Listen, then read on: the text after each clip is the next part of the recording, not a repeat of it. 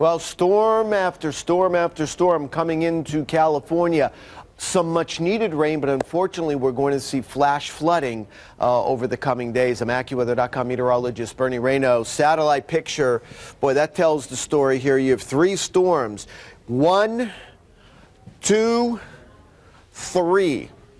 And that's what's all heading into the same location, central and northern California and into the northwest over the next couple of days. The other thing I want to notice or point out to you is look how far south the moisture is as well. So we have a tropical feed of moisture coming in to California and in the northwest. And that's why there's no question by the time this setup ends, and it won't end until Sunday into Monday, we're going to be looking at double-digit rainfall certainly once we get into the higher elevations. We'll break it down, but again, all of this rain, central and northern California and into the northwest, southern California is going to miss out on this rain, and you can kind of even see that none of the moisture is coming due east. It is moving to the north and east. We have high pressure across the southwest that unfortunately is going to keep all of California on the dry side here, but nonetheless, northern California is going to get theirs. Again, this is from Thursday through Saturday.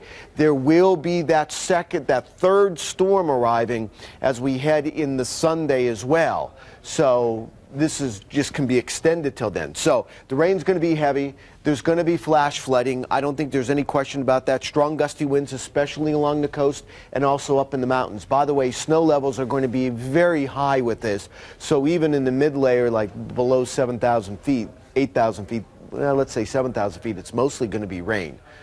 And in the areas that we had fires, the burnt scars, there's a possibility of mudslides here. So rain heavy enough, it is also going to disrupt travel. Not so much in San Francisco with the first storm coming in Thursday, but the one Friday in the Saturday, and then that third storm on Sunday.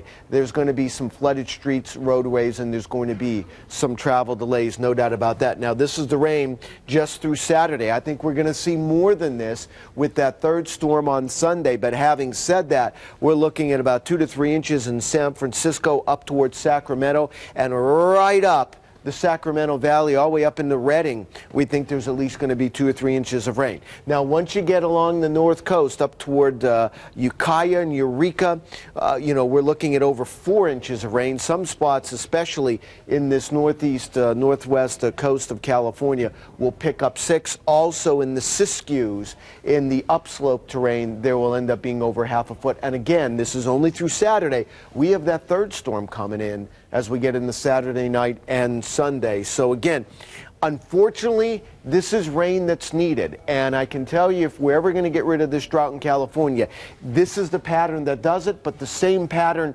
that will help really put a dent in this drought will also produce flooding. That's the way things work in California. Almost all droughts ends in floods.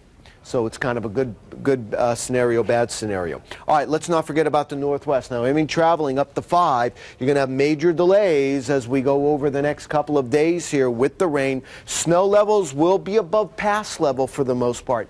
That's good news, but if you're traveling through any of the passes, whether it's Snoqualmie, Stevens Pass, White Pass in Washington, or Tombstone Pass, Willamette Pass in Oregon, it's mostly rain, but there's going to be reduced visibility due to fog and, of course, because of the rain that's going to be falling here.